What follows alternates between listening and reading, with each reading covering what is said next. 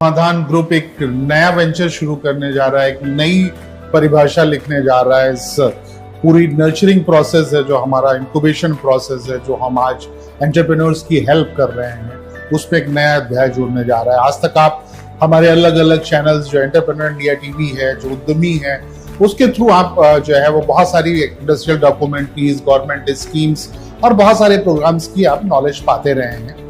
आप लोगों ने जो है वो लगभग 10 लाख सब्सक्राइबर पहुंचा दिए हैं हमारे। आप लोगों ने आज भी 1 लाख से ज्यादा लोग आप लोग पर डे हमको देखते हैं, लेकिन फिर भी कहीं पे जरूरत हमको समझ में आई कि अगर आज हम हिंदुस्तान की बात करें, इस देश की बात करें, तो यहाँ पे एंटरप्रेन्योर बनाने के लिए, बिजनेस करने के लिए कोई फॉर्मल एजुकेशन प्रोसीजर नहीं है।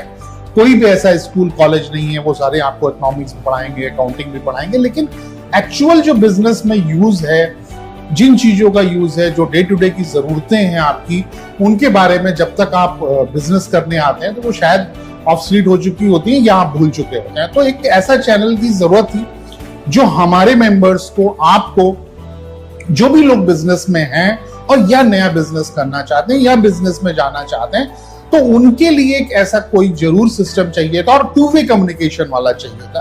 क्योंकि जरूरी नहीं है कि आज की डेट में आप किसी चार्टर्ड अकाउंटेंट के पास, किसी कंसल्टेंट के पास, किसी एक्सपर्ट के पास जाके अपनी प्रॉब्लम का सोल्यूशन ढूंढ पाए। बिजनेस रिलेटेड जो भी आपकी क्वेरीज हैं, जिज्ञासाएं हैं, जो भी आप जानना चाहते हैं, वो आप जान सकते हैं। तो ये बिजनेस पाठशाला के नाम पे हम अपना चैनल शुरू कर रहे हैं और ये चैनल में जो इंटरेक्शन होगा वो यूट्यूब पे भी अवेलेबल होगा।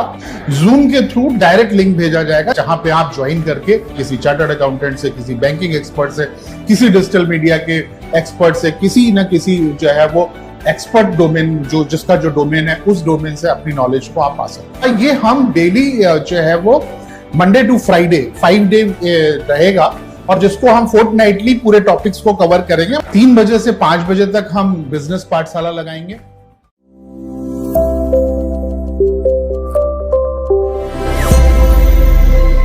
आज के सेशन में आप सभी का स्वागत है।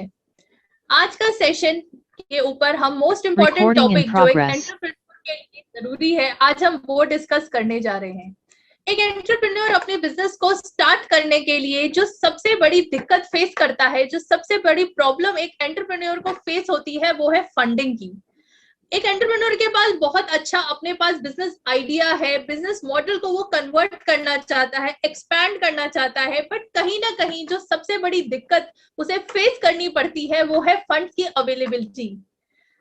अच्छे फंड्स ना होने की वजह से बहुत बार ऐसा होता है कि एंटरप्रेन्योर अच्छे से अपने बिजनेस को ना तो डेवलप कर पाता है और ना ही ग्रो कर पाता है। आज हम इसी के ऊपर हमारा सेशन है और हम डीपली इसको समझेंगे। फंड्स, एक एंटरप्रेन्योर अगर अपने बिजनेस को स्टार्ट करना चाहता है, जैसे कि हमने बैंकिंग के पहले सेशन में भी समझा था, वो कितना पैसा अपने घर से लगा सकता है अपने बिजनेस को ग्रो करने के लिए। थोड़ा सा पैसा कैपिटल के रूप में लगा के वो अपने बिजनेस को डेवलप तो कर सकता है, बट कहीं ना कहीं अपने बिजनेस को और एक्सपैंड करने के लिए और ग्रो करने के लिए उसे और अपने बिजनेस के डेली ऑपरेशंस को रन करने के लिए एक एंटरप्रेन्योर को फंड्स की रिक्वायरमेंट होती है। अब वो कहाँ जाए या किसके पास जाए, उसी का सोल्यूशन पे आज हम डिटेल में डिस्कस करेंगे। बैंक फंडिंग क्या चीज होती है। आज के टाइम में हमारे गवर्नमेंट ऑफ इंडिया ने, जैसे कि बहुत सारे हमारे फाइनेंशियल इंस्टीट्यूशंस हैं जिनको सेटअप किया है, जो एक एंटरप्रेन्योर को हेल्प करता है फंड अवेलेबिलिटी के लिए, बिजनेस को ग्रो एंड डेवलप करने के लिए। वहीं बैंक्स बहुत इंपॉर्टेंट एक फाइनेंशियल इंस्टीट्यूशन का रोल प्ले करते हैं, जो आपके ऑर्गेनाइजेशन या आपको डेवलप, बिजनेस को डेवलप करने में आपकी हेल्प करते हैं। वहीं कहीं ना कहीं बैंक से फंड्स लेना एक बहुत बड़ा बिगेस्ट चैलेंज है जो आज के टाइम में एक एंटरप्रेन्योर फेस कर रहे हैं। सबको लगता है हम बैंक के पास तो जाते हैं, हमें फंड्स चाहिए, पर हमें बैंक लोन नहीं देता। उसकी क्या वजह हो सकती है? बहुत सारी चीजें होती हैं जिसपे आपके बैंक लोन का सैंक्शन होना डिपेंड करता है, जिसके बारे में जैसे कि हमने हमारे जो एक्सपर्ट हैं राम कुमार गुप्ता जी, उनसे हमने फर्स्ट सेशन में भी समझा था। बैंक लोन के लिए जो सबसे इंपॉर्टेंट होता है, सबसे पहले जो क्रेडिट रेटिंग होता है, उसका डिटेल में हमने सर से हमारे फर्स्ट सेशन में समझा था।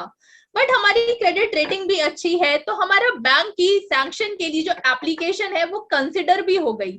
बट आगे जाके क्रेडिट रेटिंग, जैसे कि सर ने पहले भी बताया था कि आपके बैंक के लोन को, आपकी सैंक्शन को वो कंफर्म नहीं करती, बट आपकी एप्लीकेशन को कंसिडर करा जाएगा, वो इसकी श्योरिटी देती है। मान लीजिए आपकी क्रेडिट रेटिंग अच्छी है और बैंक ने आपकी बैंक की लोन की जो एप्लीकेशन है उसको कंसिडर कर लिया, बट आगे कहीं ना कहीं जाके आपका कभी कभी बैंक जो होता है आपका लोन को सैंक्शन नहीं करती। उसकी भी बहुत सारी वजह होती है। हो सकता है आपका डॉक्यूमेंटेशन पूरा ना हो सकता है जो आपकी बैंक के लिए उसे सिक्योरिटी मांग रहा हो बैंक, वो आपके पास ना हो, आप कितने टर्म पीरियड का लोन मांग रहे हैं, आपकी रिक्वायरमेंट क्या क्या है, आपके पे बैक की कैपेबिलिटी है कि नहीं। बहुत सारे फैक्टर्स होते हैं जो बैंक लोन सैंक्शन होना उस पर डिपेंड करता है। बैंक से पैसा लेना आज की डेट में एक बहुत बड़ा चैलेंज है जो हमारे एंटरप्रेन्योर्स, जितने भी हमारा बिजनेस है, वो फेस कर रहे हैं। सबसे पहले तो बैंक लोन, जब बैंक एक आपका लोन सैंक्शन करता है तो वो कौन कौन से फैक्टर्स हैं जिन पे वो डिपेंड करता है, आज हम डिटेल में समझेंगे। दूसरा, अगर आप बैंक के पास जा रहे हैं और आपको लोन की या फंड्स की रिक्वायरमेंट है, तो क्या आपको as a business person clear है कि आपको किस तरह का लोन चाहिए। आपको खुद को भी ये जानना बहुत जरूरी है कि मुझे लोन किस पर्पस के लिए चाहिए, मेरा पर्पस क्या है, मेरा पास उसकी रिक्वायरमेंट क्या है, रिक्वायरमेंट नीड्स क्या है। रिक्वायरमेंट नीड के हिसाब से ही बहुत तरीके के लोन्स होते हैं, जैसे किसी के बारे में वर्किंग कैपिटल लोन होता है, टर्म लोन होता है, मॉर्गेज लोन होता है, बहुत सारे तरीके के लोन होते हैं जिनकी अपनी अलग फीचर्स और एलिजिबिलिटी क्राइटेरिया होता है, अलग कंडीशंस पे वो लोन सैंक्शन होते हैं। तो सबसे पहले बैंक के पास लोन के लिए जाने से पहले आपको ये समझना पड़ेगा कि हमें लोन कौन सा चाहिए, हमारे बिजनेस को किस तरह की रिक्वायरमेंट है और कौन से तरीके का हमें लोन चाहिए, उसके अपने फीचर्स और कंडीशंस क्या होती हैं। इसी के ऊपर आज हम डिटेल में डिस्कस करेंगे जो दो सबसे इंपॉर्टेंट एक बिजनेस पर्सन के लिए लोन होता है अपने बिजनेस को रन करने के लिए। सबसे पहला working capital loan. Working capital loan अगर मैं ब्रीफ में कहूं तो आपके day to day running of the operations को, रिक्वायरमेंट को मीट करने के लिए ये लोन एक तरह की आपकी कैश की अवेलेबिलिटी को बढ़ाने के लिए होता है। अगर आपके पास कैश की कमी है जो डे टू डे आपके रनिंग ऑफ द बिजनेस में काम आता है, तो ये वर्किंग कैपिटल का लोन होता है। और दूसरी तरफ अगर मैं बात करूं तो टर्म लोन की, वो आपका एक फिक्स पीरियड का लोन होता है जो ज्यादा से ज्यादा 5 से 10 साल के लिए दिया जाता है। और ये लोन कि आप बैंक के पास तभी जाते हैं जब आपको कोई कैपिटल एक्सपेंडिचर की रिक्वायरमेंट होती है या आपकी बिजनेस को ग्रोथ या एक्सपेंशन की रिक्वायरमेंट होती है। इसीलिए बैंक के पास लोन लेने जाने से पहले आपको क्लियर होना चाहिए मुझे कौन से तरीके का लोन चाहिए, मेरे बिजनेस को किस तरह की रिक्वायरमेंट है। और हर लोन की अपनी एक कंडीशंस और एलिजिबिलिटी क्राइटेरिया होता है, एक डॉक्यूमेंटेशन होता है, क्या वो फुलफिल हो रहा है तभी वो लोन बैंक से सैंक्शन होता है। इसी चीज को आज हम डिटेल में हमारे साथ एक्सपर्ट जो जुड़ रहे हैं उनसे हम डिस्कस करेंगे कि वर्किंग कैपिटल लोन क्या होता है और टर्म लोन क्या होता है। बैंक्स आज की डेट में जितने भी हमारे स्टार्टअप्स हैं उसको आज एक बहुत अच्छे funding, thousands of funds provide करता है स्टार्टअप्स को हमारा बैंक हर साल। उसी को आज हम डिटेल में समझेंगे और बहुत सारे क्वेश्चंस जो आप सभी के मन में है बैंक फंडिंग से रिलेटेड कि डिफरेंस क्या होता है वर्किंग कैपिटल और टर्म लोन में, why we require term loan या वर्किंग कैपिटल, हमें ये दोनों तरीके के लोन अलग अलग क्यों चाहिए होते हैं, क्या क्या डॉक्यूमेंटेशन की हमें जरूरत होती है और क्या क्या प्रोसीजर होता है अगर हमें बैंक से लोन लेना है, क्या क्या एडवांटेजेस होते हैं securing bank loan for startups, या अगर हम एक स्टार्टअप है तो हमें बैंक को कैसे अप्रोच करना चाहिए, क्या क्या हमारा क्राइटेरिया या हमारा प्लान क्या होना चाहिए जिससे हमारा लोन सैंक्शन हो जाए। इसी पे आज हम डिटेल में बात करेंगे और इसको डिटेल में आप सबके साथ बताने के लिए हमारे साथ जुड़ रहे हैं आज हमारे expert doctor Ram Kumar Gupta sir. I welcome you sir on this session sir, thank you sir। आप प्रोसीड। आज हमारे सारे एंटरप्रेन्योर्स जो सबसे बड़ी दिक्कत जो एक बिजनेस पर्सन फेस करता है, उसे लगता है बैंक से मेरा लोन सैंक्शन नहीं हो रहा, पर इसकी बहुत सारी वजह होती है कि आपका लोन सैंक्शन क्यों नहीं हो रहा। बैंक तो बैठा ही आपको लोन देने के लिए है, वो जानबूझ के तो आपको ऐसा नहीं करेगा कि लोन नहीं दे रहा, उसका काम ही शायद आपको लोन देना है, बट फिर भी कहीं ना कहीं सबको लगता है कि बैंक से मेरा लोन सैंक्शन नहीं हो रहा। इसको डिटेल में बताएंगे हमारे sir. We welcome you sir. 38 वर्षों का वृहद अनुभव रखने वाले Shri Ram Kumar Gupta ji operational management, credit appraisal, credit risk management, inspection and audit आदि क्षेत्रों के विशेषज्ञ हैं। बैंकर्स के ट्रेनर और फैकल्टी के रूप में 12 वर्षों का एक्सपीरियंस रखने वाले और NIES BUD, NIBS COM, Oriental Bank of Commerce staff training college Noida आदि में अपनी ट्रेनिंग की सेवाएं प्रदान कर चुके Shri Ram Kumar Gupta ji working capital management and finance आदि प्रसिद्ध बुक्स के ऑथर भी हैं। ऑथर और ट्रेनर श्री राम कुमार गुप्ता जी का बिजनेस पाठशाला में एक्सपर्ट के तौर पर हम स्वागत करते हैं। Okay, sir. Thank you very much. So today we will discover about funding from banks, documentation, procedure for micro, small, and medium enterprises. In fact, as Madam Bansal has told you, though the banks are sitting for the purpose, but still the borrowers who need the funds, they are not in a position to get the funds. If they get the funds, not in time, if in time, not adequate. So, getting the funds is a problem. Then getting the funds in time is a problem. Then getting the funds not only in time but adequate also. All these three factors plays a vital role when any of your unit you say it is my successful. So before I proceed further, there may be so many questions in your mind, which I will like to address those questions at the initial stage itself, so that basic understanding everybody should have. And these are,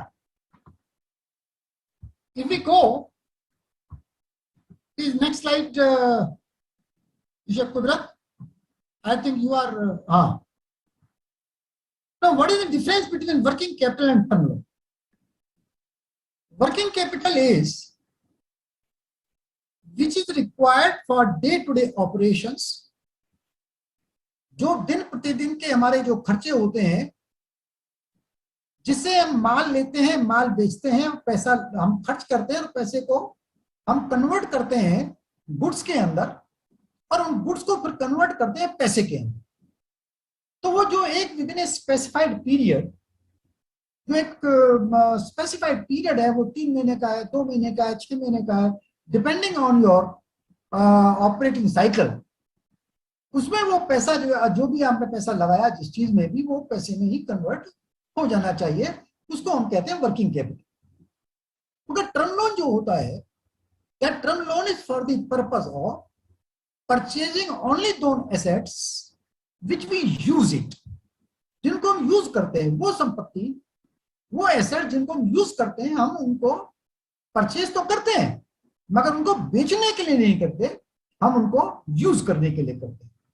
जैसे machine है, हम machine लेते हैं, purchase करते हैं कि machine से कुछ बनाएंगे, तो हमारे लिए वो फिक्स्ड एसेट्स, मगर वो मशीन जो मशीन बनाता है उसके लिए वो फिक्स्ड एसेट नहीं है, क्योंकि वो बनाता ही बेचने के लिए है।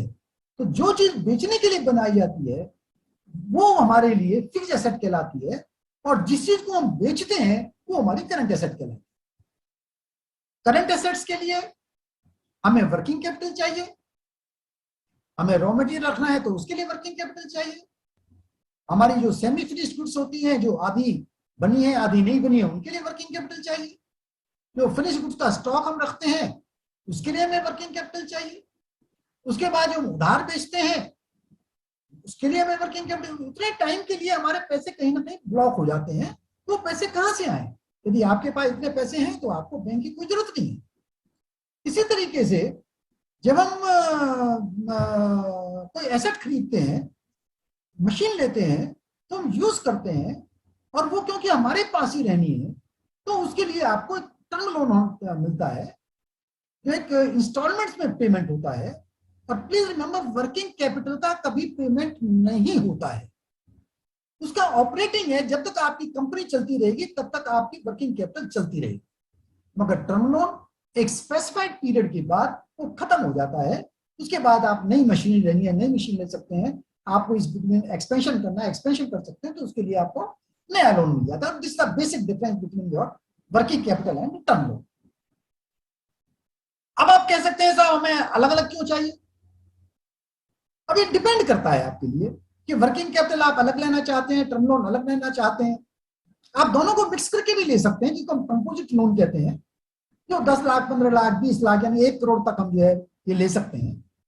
मगर उसको हम टर्म लोन की तरह तब देते हैं जब ये मालूम पड़ जाए कि यस, आपका जो कैश हमारे पास आ रहा है, जो आपका कैश जनरेट हो रहा है, जो इनकमिंग कैश है सेल्स के थ्रू, जो आउटगोइंग कैश है परचेज के थ्रू या एक्सपेंस के थ्रू, उसके बाद जो सरप्लस कैश बचता है वो इतना सफिशिएंट है आपके पास कि आप हर महीने की, जिसे हम ईएमआई कहते हैं, उस महीने में आप हर महीने उसका भुगतान कर सकते हैं, ले सकते हैं उसको कंपोजिट लोन करके। मगर वो 1 करोड़ से ज्यादा का लोन नहीं होता मैक्सिमम। जनरली वैसे तो 10, 15 लाख, 20 लाख का जो लोन होता है वही कंपोजिट लोन में आता है, मगर रिजर्व बैंक ऑफ इंडिया ने 1 करोड़ का ये हमें लोन इसके लिए दे रखा है, परमिशन दी हुई है। मगर उसके साथ में वर्किंग कैपिटल में इसलिए चाहिए कि हमें उसका पेमेंट नहीं करना होता, केवल इंटरेस्ट का भुगतान करना होता है और डे टू डे वर्किंग हमारी जो है रूटीन में चलती है। टर्म लोन क्योंकि एक दिन खत्म होना है तो उसकी इक्विटेड इंस्टॉलमेंट होंगे, तो दोनों का पर्पस भी अलग है, दोनों के फंड्स का टेन्योर भी अलग है। जबकि वर्किंग कैपिटल हम हर साल रिन्यू करते हैं, हर साल आपकी फाइनेंशियल स्टेटमेंट्स देखते हैं। मगर हम जब टर्म लोन की बात करते हैं तो उसमें हम इनिशियल स्टेज पर देखते हैं और उसके बाद हम फिर उसको रिव्यू करते रहते हैं कि आपने टाइम पे भुगतान किया है या नहीं किया। इसके साथ में क्या नए एंटरप्रेन्योर के लिए ये भी एक क्वेश्चन होता है आपका कि साहब लैंड और बिल्डिंग अपनी होनी चाहिए क्या नहीं होनी चाहिए। यदि है आपके पास लैंड एंड बिल्डिंग तो बहुत अच्छी बात है, मगर यदि नहीं है तो कोई ऐसा कंपल्शन नहीं है, वो आप रेंट पे ले सकते हैं, लीज जिसे हम कहते हैं। मगर प्लीज रिमेंबर हियर कि आपकी लीज रजिस्टर्ड होनी चाहिए। अब प्रश्न उठता है कि कितना टाइम रजिस्टर्ड होना चाहिए। जितने टाइम का आपका टर्म लोन है प्लस 2 इयर्स, जितना आपका टर्म लोन है प्लस 2 इयर्स, आपका उतने पीरियड की जो लीज एग्रीमेंट है वो रजिस्टर्ड होना चाहिए with the registrar of assurances. जहां पे हम अपनी प्रॉपर्टी का रजिस्ट्रेशन कराते हैं वहीं पर हमारा ये जो लीज एग्रीमेंट है, रेंट एग्रीमेंट है, वो रजिस्टर्ड होना चाहिए। उसके साथ में what should be the period of rent agreement, ये मैंने बता दिया आपको। जितने का टर्म लोन है, मान लिया 7 साल का टर्म लोन है या 8 साल का है या 9 साल का है, 10 साल का है, 12 साल का, तो प्लस 2 इयर्स उसके साथ होना चाहिए। Then for what purpose of bank sanction, तो बैंक किसी भी पर्पस के लिए लोन दे सकती है, किसी भी पर्पस के लिए, कोई भी आपका पर्पस हो, ओनली विद वन कंडीशन कि आप उसका भुगतान कहां से करें। बैंक ये चाहती है कि जिस काम के लिए आप पैसा ले रहे हैं उस काम से ही पैसे जनरेट करें और उसी से उसका भुगतान करें। यदि आप अपने दुकान के लिए पैसे ले रहे हैं, फैक्ट्री के लिए ले रहे हैं, तो उस फैक्ट्री से जो प्रोडक्शन करते हैं, जो सेल करते हैं, जो परचेज करते हैं, जो आप खर्चे निकाल के प्रॉफिट कमाते हैं, उस प्रॉफिट में से ही उसका इंस्टॉलमेंट का भुगतान होना चाहिए। ये सबसे ज्यादा इंपॉर्टेंट है पर्पस। सिक्योरिटी पर कई बार कहते हैं कि हमें कोलेटरल सिक्योरिटी चाहिए साहब, वो मकान हमें मॉर्गेज कर दीजिए, तो आपके पास मकान नहीं है तो लोन नहीं देंगे। प्लीज रिमेंबर, यदि हमें नहीं मालूम है तो बैंक यही कहेगा। मगर यदि हमको मालूम है कि 2 करोड़ तक का लोन, प्लीज रिमेंबर इट, जो नोट करना चाहे नोट भी कर सकते हैं, 2 करोड़ तक का लोन बिना किसी कोलेटरल सिक्योरिटी के, बिना किसी लैंड एंड बिल्डिंग के, बिना किसी पर्सनल गारंटी के, आपको 2 करोड़ तक का लोन हर बैंक देने को तैयार है, उसको देना ही पड़ेगा। वो मना नहीं कर सकते कि आपके पास सिक्योरिटी नहीं तो नहीं देंगे। इंपॉर्टेंट क्या है कि आपका जो प्रोजेक्ट है वो प्रोजेक्ट आपका इफेक्टिव है, वो प्रोजेक्ट आपका वाइबल है, वो आपका प्रोजेक्ट फिजिबल है, आप उसे बना सकते हैं, आप उसको बेच सकते हैं। तो that plays a vital role. Collateral security is not the purpose. Collateral security is only in case of eventuality they use it. But 2 crore तक के लोन में बैंक उस लैंड एंड बिल्डिंग को ले ही नहीं सकती है। Please remember what I am saying, ले ही नहीं सकती, कानूनन रूप से नहीं ले सकती है। नाउ देन आफ्टर अब क्वेश्चन होता है कि साहब आपने तो कह दिया हर एक चीज के लिए मिल सकता है, तो क्या अफीम के लिए मिल सकता है, हशीश या ड्रग के लिए मिल सकता है? बताइए, मिल सकता है नहीं मिल सकता है? मिल सकता है, जबकि ये इलीगल है। मिल सकता है क्योंकि इसकी मेडिसिन वैल्यू है, उसके लिए आपको लाइसेंस की आवश्यकता होती है, कॉम्पिटेंट अथॉरिटी से आपको लाइसेंस लेना पड़ता है। आपने लखनऊ के आसपास बाराबंकी है, उस बाराबंकी के आसपास में आपके ओपीएम की बहुत खेती होती है। वो खेती के लिए लाइसेंस जरूरी है, उसमें कितना प्रोडक्शन हुआ है, कहाँ आपने सप्लाई किया है, किसको सप्लाई किया है, कितनी क्वांटिटी सप्लाई की है, वो सारी इंफॉर्मेशन आपको देनी होती है, क्योंकि इसका जो एक मेडिसिन वैल्यू है, पेन किलर के रूप में उसका यूज किया जाता है। तो बट लाइसेंस, तो जिस चीज के लिए लाइसेंस आवश्यक है उस चीज के लिए आपको लाइसेंस लेना जरूरी है। कोलेटरल सिक्योरिटी मैंने आपको बता दिया। अब प्रश्न ये होता है कि जब जो प्रॉपर्टी हम मॉर्गेज करते हैं तो उसके लिए क्या करें, क्यों क्या हमें रजिस्ट्री करानी पड़ेगी उसके लिए? नो, इसके लिए हमें रजिस्टर्ड मॉर्गेज की जरूरत नहीं है। हम केवल इसके लिए कोलेटरल सिक्योरिटी एक्सेप्ट करते हैं एज ए इक्विटेबल मॉर्गेज, और इक्विटेबल मॉर्गेज में मैक्सिमम 10,000 रुपए का खर्चा होता है और कोई खर्चा नहीं होता, और वो डॉक्यूमेंट्स भी बैंक के पास ही रखे होते हैं, वो कहीं नहीं जाते, कोई एग्रीमेंट नहीं होता, केवल एक डॉक्यूमेंट साइन कराए जाते हैं कि आपने इस पर्पस के लिए बैंक के पास लोन पेमेंट करने के लिए लोन जो आपने लिया है उसके लिए आपने ये मकान या ये दुकान या ये प्लॉट आपने मॉर्गेज किया है, बस, इसके अलावा और कुछ नहीं होता। और वो बैंक के रिकॉर्ड के अंदर, इक्विटेबल मॉर्गेज रजिस्टर के अंदर वो एंट्री हो जाती है।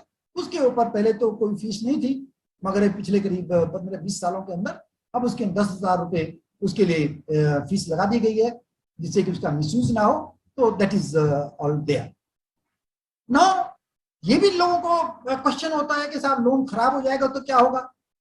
देखिए, यदि आपकी इंटेंशन से खराब हुआ, इंटेंशनली आपने पैसे का इधर उधर किया है, तो बैंक आपके ऊपर कड़ी कार्रवाई करेगी, और उसके बाद आपको कहीं से भी बैंक के पैसा नहीं मिलेगा। Once you have been declared as a willful defaulter, you will not get even a single naya paisa from any of the bank all over the country, because Reserve Bank of India publish a list of all those willful defaulter, जो जानबूझ करके पैसा भुगतान नहीं करते, उनकी list reserve bank publish करती है और सारी बैंकों के पास उसकी लिस्ट अवेलेबल होती है। आपके लोन प्रपोजल से पहले उस लिस्ट में आपका नाम ढूंढा जाता है, उसमें नाम यदि है तो आउटराइट आपकी एप्लीकेशन है वो रिजेक्ट कर दी जाती है। Now in case the machinery is to be imported new old, क्या बैंक पुरानी मशीन के ऊपर फाइनेंस करती है नहीं करती है? यस, बैंक फाइनेंस करती है।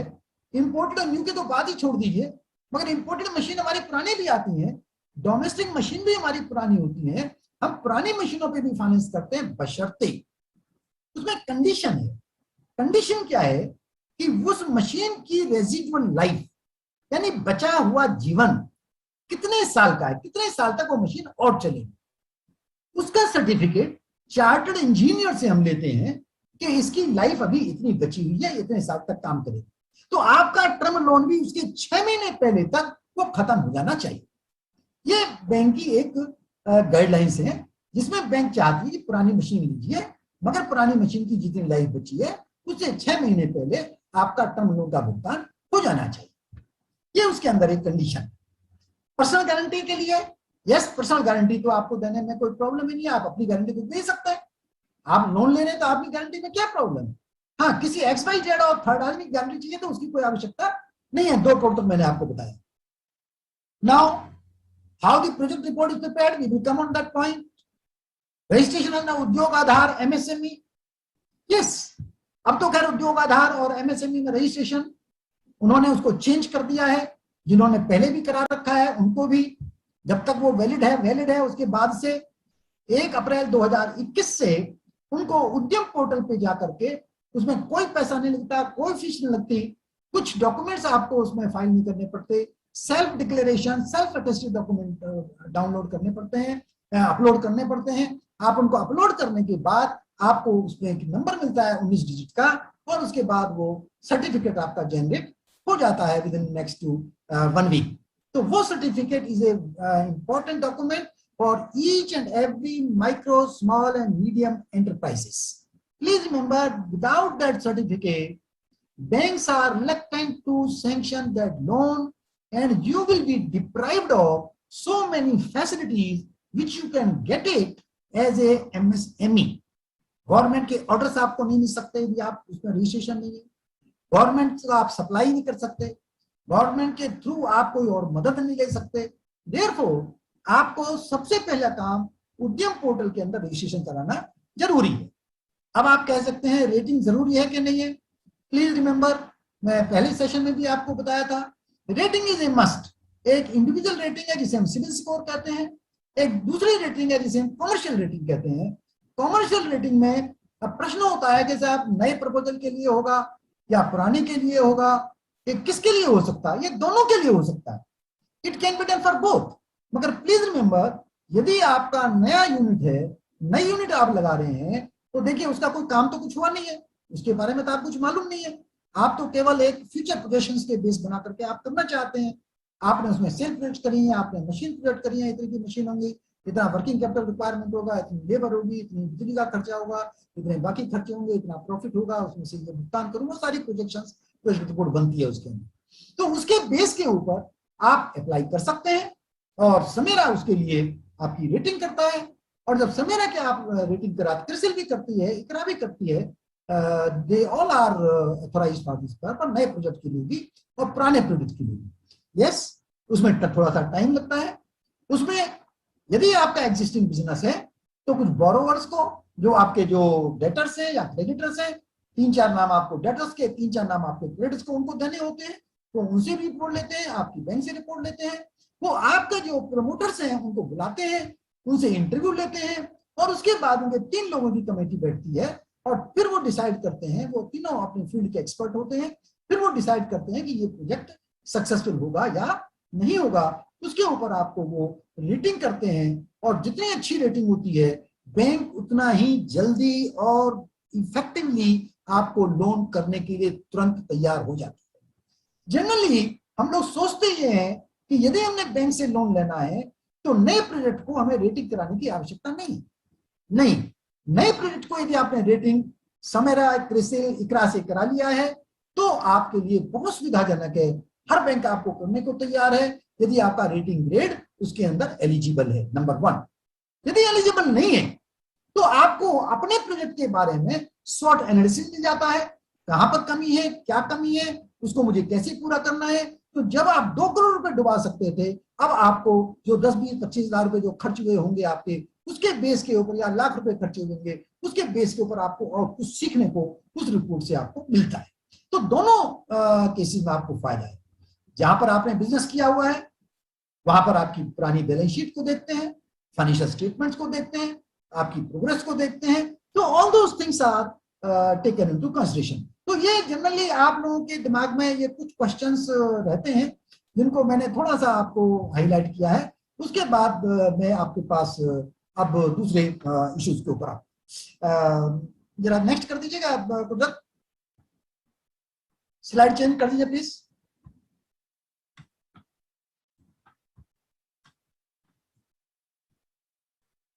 Please change the slide. Now, term loan fund note करें, as I told you, term loan किसी भी चीज के लिए अवेलेबल हो सकता है।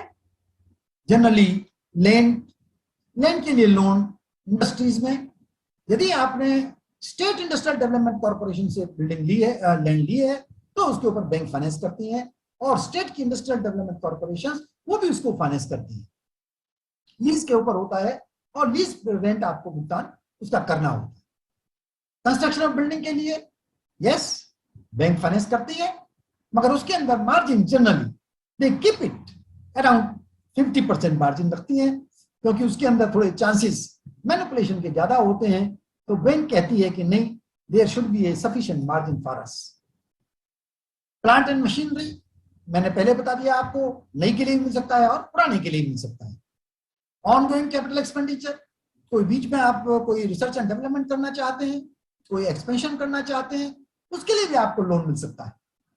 रिस्ट्रक्चरिंग थ्रू रिनोवेशन मॉडर्नाइजेशन, यदि आप रिस्ट्रक्चरिंग करना चाहते हैं या मॉडर्नाइजेशन करना चाहते हैं, आजकल टेक्नोलॉजी बहुत फास्ट चेंजिंग है, तो उसके लिए भी आपको बैंक से लोन मिलता है।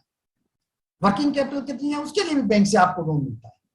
यस, जब आप लोन ले लेते हैं तो उसका एंड यूज देखने के लिए जनरली छोटे लोन में हम सीए का सर्टिफिकेट नहीं लेते, मैनेजर खुद ही जाके वेरिफिकेशन कर लेता है कि हाँ क्या लिया है क्या नहीं लिया है। हम मुद्रा स्कीम के अंदर कितने 10 लाख 15 लाख 5 लाख या जो भी पैसा लिया है तो मैक्सिमम 10 लाख रुपए है उसके अंदर, मगर उसके लिए कौन चार्टर्ड अकाउंट को 5,000 रुपए 10,000 रुपए देगा? तो खुद ही ऐसी पोजीशन के अंदर है, तो बैंक मैनेजर उसके ऊपर जो आपने इनवॉइस दिया है उससे वेरिफिकेशन कर लेता है। But please remember one thing, now these are the guidelines to the banks. जिससे भी आप सामान खरीदेंगे, जिसकी आप कोटेशन देंगे, उस सप्लायर के बारे में वो सही है कि नहीं है, वो ये माल बनाता है कि नहीं बनाता है, उसकी आफ्टर सेल सर्विस अच्छी है कि नहीं है, ये बैंक की ड्यूटी है कि वो उसको वेरीफाई करता है, उसके बाद ही आपके सप्लायर को वो अप्रूव करता है। पहले ऐसा नहीं था, मगर जब से बहुत सारे फ्रॉड इस मामले में आए हैं, तब से इन्होंने बैंक ने उसके ऊपर रेस्ट्रिक्शन डाली है कि आप जहां से माल लेना चाहें वो आपकी इच्छा है, मगर उसका हमें एड्रेस दीजिए, हमें जो आपने इनवॉइस जो कोटेशन दी है उस पर उसका नंबर होना चाहिए, जीएसटी नंबर होना चाहिए, जीएसटी नहीं है तो उसका पैन नंबर होना चाहिए, मोबाइल टेलीफोन नंबर होना चाहिए, एड्रेस होना चाहिए। तो बैंक अपने सोर्सेज से उनसे मालूम करा लेते हैं कि क्या पोजीशन है।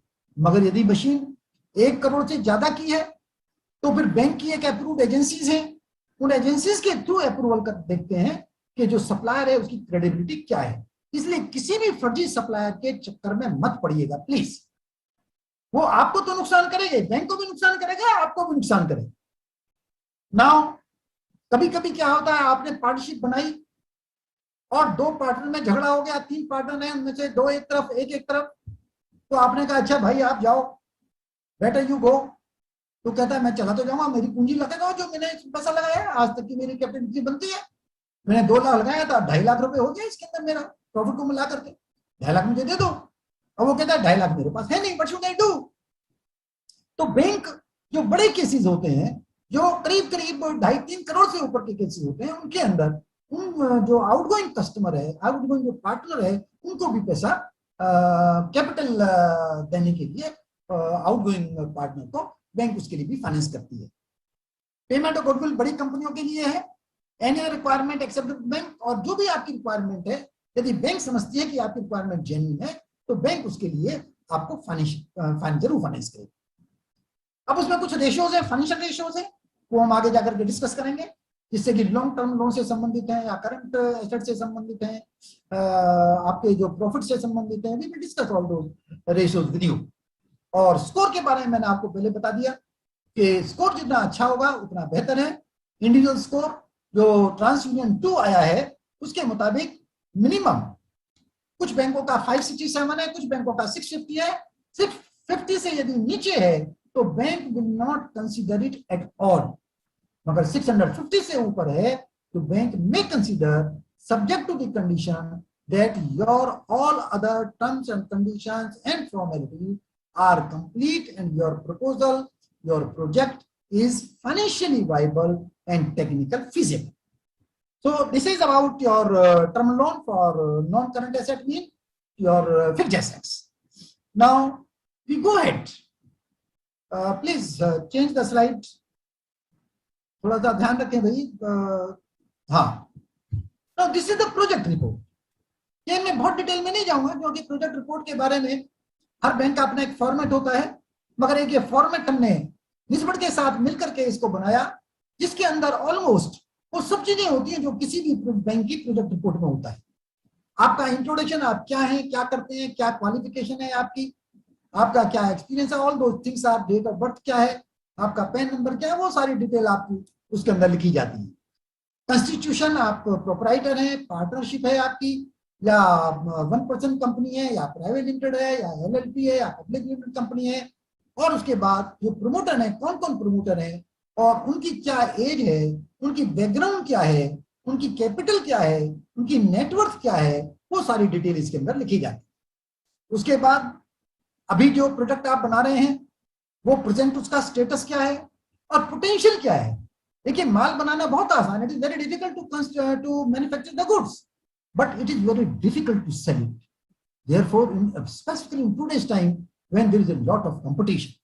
So here, what I will impress upon you, please, first of all, study the market. Why should I purchase your goods? Why should I purchase your goods? That should be the factor. Or you can think as an entrepreneur, why he should purchase my goods. Once you come to the conclusion why he should purchase, यदि quality कमजोर है और सस्ता है तो फिर वो वहां नहीं बिकेगा जहां आप क्वालिटी बेचना चाहते, जहां वो क्वालिटी खरीदने वाले। मगर जहां सस्ता लेना चाहते हैं वहां सस्ता माल के लिए ले लेंगे लोग। मगर वही है कि आजकल के टाइम में when money has become easy for everyone, they want a good quality, they want a good after sales service, so that is a factor which you have to take into consideration. फिर आपकी unit क्या है, वो जब आप registration कराएंगे तो उस उद्यम पोर्टल के ऊपर जाकर के तो वहां से आपको सर्टिफिकेट मिलता है, and that certificate is can be renewed after every 2 years or 3 years, that you can go to them, you can apply online, you can reach to their office, both ways you can go for it. Cost of the project includes your not only your land and building, your plant and machinery, your contingent expenses, your preliminary expenses. So all those things are to be included, and then whatever the total margin is required for working capital, that is also added to that. So that is your total cost of project. Means of finance, आप अपना पैसा कितना लाएंगे, कितना आपको market से मिल जाएगा, कितना आपको बैंक से चाहिए, बैंक से चाहिए तो वो किस शेप में चाहिए, आपको वर्किंग कैपिटल चाहिए या आपको टर्म लोन चाहिए, टर्म लोन चाहिए तो कितने टाइम में उसका भुगतान करेंगे और उसका भुगतान कहां से और किस तरीके से करेंगे, उसकी डिटेल भी आपको प्रोजेक्ट रिपोर्ट में देनी होगी। इसके बाद प्रोडक्शन प्रोग्राम, ट्रायल प्रोडक्शन कब होगा, यानी इसको हम कहते हैं कि जैसे आपने काम शुरू किया तो मोरिटोरियम जो होता है जब तक कि ट्रायल प्रोडक्शन शुरू ना, कॉमर्शियल प्रोडक्शन शुरू ना हो, so that period is called your moratorium. Moratorium mean जहां पर सब चीज अभी भी कोई उससे जनरेट फंड्स नहीं हो रहे हैं। हर प्रोजेक्ट के ऊपर ये पीरियड अपना अलग अलग होता है, कोई 3 महीने में शुरू हो सकता है, कोई 1 साल में, 1.5 साल में शुरू हो सकता है, कंप्लीट हो सकता है। तो डिपेंड्स ऑन कि how much time you take, and that time plays a vital role, because during that moratorium आपको ना तो कोई इंटरेस्ट का भुगतान करना है और ना आपको कोई इंस्टॉलमेंट का भुगतान करना है, क्योंकि अल्टीमेटली जब वो तैयार हो जाएगा तो आपका जो इंटरेस्ट और इंस्टॉलमेंट जो उस टाइम में ड्यू हुए होंगे उन सबको मिला करके हम फिर ईएमआई फिक्स करते हैं। बैंक उसकी ईएमआई उसके बाद फिक्स करती है। तो वो पीरियड आपका एक तरह से सारा डिवोशन पेमेंट के लिए नहीं है, वो सारा डिवोशन आपके अपडेशन के लिए है, और जितना प्रोजेक्ट अपडेट होगा, जल्दी होगा, उतना ही आपकी कॉस्ट कम आएगी, जितना वो डिले चलेगा उतना ही आपकी प्रोजेक्ट के अंदर कॉस्ट बढ़ती जाएगी। प्रोडक्शन प्रोसेस, मैंने क्वेश्चन मार्क लगा दिया। Production process is not to be disclosed because it is your proprietary, it is your intellectual property, so you should not disclose the entire process. Yes, मोटा मोटा बता दिया, बाकी और कुछ नहीं। Nothing is to be disclosed minutely and no bank will ask for it. Man power requirement, आदमी जहां भी फैक्ट्री लगा रहे हैं लेबर कहां से मिलेगी आपको, एम्प्लॉय कहां से मिलेंगे आपको, कितने में मिलेंगे आपको। प्लीज रिमेंबर, यहां पर आपको एक बात का और ध्यान रखना है, जब प्रोजेक्ट रिपोर्ट देते हैं उस स्टेट के अंदर जो मिनिमम वेजेस हैं, किसी भी एम्प्लॉय को मिनिमम वेज से कम पर नहीं दिखाना है प्रोजेक्ट रिपोर्ट के अंदर। प्रोजेक्ट रिपोर्ट में minimum wages are compulsorily to be added. Then infrastructure, पानी है कि नहीं है, बिजली है कि नहीं है, और उसके अलावा सड़कें हैं कि नहीं है। जहां पे भी आप फैक्ट्री है, फैक्ट्री से लेकर के रेलवे स्टेशन तक या ट्रक आना है जाना है, माल कैसे सप्लाई करेंगे, किस तरह से कस्टमर आएगा, वो सारी चीजें आपको देखनी होंगी। एडमिनिस्ट्रेटिव एक्सपेंसेस कितने हैं, आपको गार्ड कितने चाहिए, आपको क्लर्क कितने चाहिए, अकाउंटेंट कितने चाहिए, ऑफिसर कितने चाहिए, किस किस तरह क्वालिफिकेशन के चाहिए, वो सारी स्टडी आपको करनी पड़ती है। ब्रेक इवन पॉइंट पे हम आएंगे। Project implementation schedule, please remember, एक डायरी रखिएगा अपने पास, जो नए बच्चे जो प्रोजेक्ट अपना बनाना चाहते हैं, जो उसके अंदर एंटरप्रेन्योर्स हैं, अपना एक प्रोजेक्ट इंप्लीमेंटेशन शेड्यूल बनाइए कि यस इतने दिन में ये करूंगा, इतने दिन के बाद ये काम होगा, इतने दिन के बाद मशीनरी आएगी, इतने दिन के बाद मशीनरी इंस्टॉल होगी, इतने दिन के बाद मेरे पास रॉ मटेरियल लगाया, इतने दिन के बाद मेरा जो ट्रायल प्रोडक्शन शुरू होगा, इतने दिन के बाद मेरा कमर्शियल प्रोडक्शन शुरू होगा। और इस प्रोडक्शन पीरियड जितना भी आप फिक्स करते हैं, प्लीज रिमेंबर, उसमें प्लस 7 डेज या 10 डेज एक्स्ट्रा डाल दीजिए जो बैंक को देना है। उससे क्या होगा कि आपके पास थोड़ा सा लीवरेज रहेगा, मगर वो लीवरेज को कभी यूज मत करिएगा, अवॉइड दैट यूज। मगर इन केस हो जाता है तो आपके लिए वो बोनस की तरह से काम करेगा। तो that factor you have to take into consideration. Plant and machinery कौन कौन सी चाहिए? एक एक each and every part is required for this purpose. Then requirement of raw material, raw material में क्या क्या चाहिए, कहां कहां से आएगा, कौन कौन सप्लाई करते हैं इसके लिए, उसकी डिटेल भी आपको मिलनी चाहिए। वो डिटेल कहां से मिल सकती है? वो detail NSIC, national small industries corporation, वो आपको इसमें मदद करती है। एनएसआईसी में आप अपना रजिस्ट्रेशन करा सकते हैं, वो आपको बहुत मदद करते हैं एनएसआईसी वाले।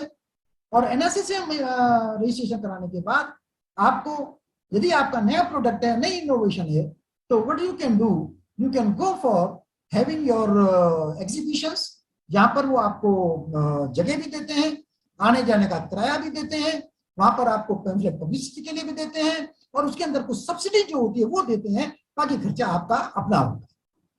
So that has to be done. Depreciation, it is as per income tax law. I will not focus on this. Cost of production and profitability. फिर आपके पास कितना प्रॉफिट आता है, उसकी आपके प्रोजेक्ट रिपोर्ट में प्रॉफिट निकालना होता है। DSCR we will discuss later on, debt service coverage ratio, जिससे हम ये डिसाइड करते हैं कि हमारे पास इतने सरप्लस फंड्स हैं कि नहीं है कि हम किसी का अपने जो टर्म लोन है उसका भुगतान कर सकते हैं या नहीं कर सकते। कॉस्ट ओवररन, वो मैंने आपको बताया था, जितना डिले होता जाएगा आपकी कॉस्ट उतनी बढ़ती जाएगी। तो वो कहां से लाएंगे आप? क्योंकि जनरली बैंक छोटे बोरोवर्स को भुगतान उसका नहीं करती है भाई। जो बड़े लोन होते हैं उनमें तो वो कर देते हैं, क्योंकि उनके पास दूसरा ऑल्टरनेट नहीं है। वो कहते हैं कि आज 2000-3000 करोड़ रुपए डूब रहा है, वहां कितना देना है, 50 करोड़ देना है, दे दो यार, इसे खत्म तो करो ना कम से कम, मगर छोटे भाई को नहीं देना। ये बैंक की एक अप्रोच है जो जेन्युइन नहीं है, I can understand it, but generally they don't go for it. Let us be very practical for it. Then subsidy, मैंने इसके अंदर लिखा हुआ है उद्यम मित्रा, इसके ऊपर आप जाइए, जहां जहां जिस जिस चीज के लिए जहां जहां से सब्सिडी आपको मिल सकती है वो सब्सिडी आपको मिल जाएगी। मगर please remember, subsidy is not to be return, it is your capital.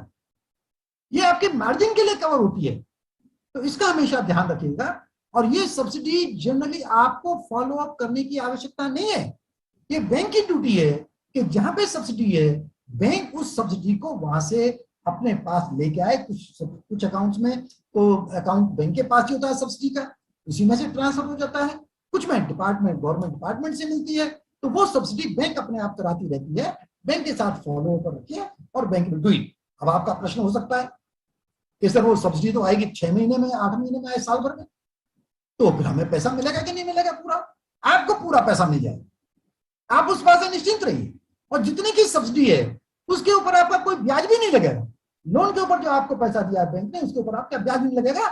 उसकी एफडीआर आपके पास जो वहां से सब्सिडी आ जाएगी, तो उस एफडी सब्सिडी की एफडी बना दी जाएगी विद 0 रेट ऑफ इंटरेस्ट, और बाद में उसका एडजस्टमेंट कर दिया जाएगा, या पहले फोरहैंड या beforehand, depend on the scheme. कहीं पर इमीडिएट उसका पेमेंट आपके टर्म में हो जाता है, कहीं पर उसका पेमेंट एक पर्टिकुलर पीरियड के बाद लास्ट में जाकर के उसका पेमेंट होता है, आपके लोन अकाउंट में एडजस्ट होता है। तो डिपेंड करता है। देखिए, जब तक आपको अपनी नॉलेज नहीं होगी, हर चीज के बारे में आप नहीं जानेंगे, तब तक आप बैंक से डिस्कस नहीं कर सकते, बैंक से नेगोशिएट नहीं कर सकते। और बैंक हमेशा ये समझती है कि मेरे कस्टमर को कुछ मालूम नहीं है। प्लीज रिमेंबर, बैंक ये समझती है कि आपको नहीं मालूम है। आप बने रहिए मुझे नहीं मालूम है, मगर आपको मालूम होना चाहिए, so that you can negotiate. You can telling के साथ 2 करोड़ तक सीजीटी एमएससी की स्कीम है, credit guarantee trust for micro small enterprises की स्कीम है। उस 2 करोड़ में मुझे गारंटी दीजिए, बैंक गवर्नमेंट देती है, ट्रस्ट देती है, जो कमीशन जो उसका फीस होती है वो फीस वो चार्ज करते हैं।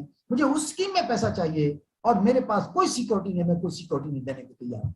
ठीक है, bank will do it only subject to condition कि आपका project technical feasible and commercial viable है। Now next slide please. Now here is credit rating of the project report. मैंने जो आपको बताया था, इसके अंदर मैंने अभी फ्राइडे को सिविल समेरा कंपनी में मैंने बात की टेलीफोन के ऊपर बॉम्बे। उनसे मैंने मालूम किया भी क्या रेट है, क्योंकि पहले रेट को डिफरेंट था, और अभी उन्होंने जो मुझे बताया on Friday, they told me कि 1 करोड़ तक की यदि टर्नओवर है तो दे चार्ज 20,000 रुपीज, और यदि 1 से 5 करोड़ तक की है दे चार्ज 23,000 रुपीज, और 5 से 10 करोड़ तक की है तो दे चार्ज 25,000 रुपीज। थोड़ा सा डिफरेंस वगैरह हो सकता है, क्योंकि टेलीफोन की इंफॉर्मेशन है, इसलिए मैं उसको ज्यादा तवज्जो नहीं दूंगा जब तक कि वहां से कोई राइटिंग में नहीं आ जाए। मगर जो साइट्स पे अवेलेबल है उसके अंदर जितनी भी फीस वो चार्ज करते हैं, उस फीस का 25% और मैक्सिमम 25,000 और 30,000 एंड 40,000 रुपीज वो आपको रीइंबर्स करते हैं। ये गाइडलाइंस पहले से चली आ रही है, मगर उन्होंने मुझे बताया कि ये सब्सिडी का जो एनआईसी अरेंज करती थी वो अब खत्म हो गया, अब डायरेक्ट उन्होंने फीस कम कर दी है, and they charge this structure of the fee if in case you want your unit rated from approved credit rating agency, and for which the banks are always glad to offer their services to you. इस benefit मैंने उस दिन भी बताया था, मैं दोबारा आपको रिपीट कर देता हूं कि इसका benefit goodwill issue to sanction by the banks, confidence of the banker, rate of interest is low because higher the rating lower the rate, lower the rating higher the rate of interest. उसके बाद short analysis के बारे में बताया कि इसके अंदर strength आपकी क्या है वो निकल के आती है, आपकी वीकनेस क्या है वो निकल के आती है, अपॉर्चुनिटी क्या है वो भी निकल के आती है, और कहाँ कहाँ थ्रेट हो सकती है वो भी निकल के आती है। तो जिससे आपको ओवरऑल मालूम पड़ सकता है can you resist, can you fight in these circumstances, can you overcome these problems. हमेशा ध्यान रखिएगा, मुश्किलों में भाग जाना आसान होता है, हर पहलू जिंदगी का इम्तिहान होता है, झुकने वालों को कुछ नहीं मिलता दुनिया में, और लड़ने वालों के कदमों में जहान होता है। तो थोड़ा सा फाइटिंग स्पिरिट होनी चाहिए। जब कभी आपके साथ प्रॉब्लम होती है, you have 2 options. Number 1, either you fight और you flight. In case you flight, problem will follow you, but in case you fight, the problem will run away. तो वो फाइटिंग स्पिरिट भी आपके अंदर नहीं है, तो फिर you cannot run your business at your own. इसलिए that command in yourself should be not only by knowledge, by courage, by conviction, confidence. ये चीजें आपके साथ होनी चाहिए, तो you will certainly make your unit successful. Initial teething problems सबके साथ होती हैं, आपके साथ भी होंगी, जरूर होंगी, मगर उनको हमेशा ओवरकम करके लाना है। और हमेशा एक ध्यान रखिएगा, आई कैन।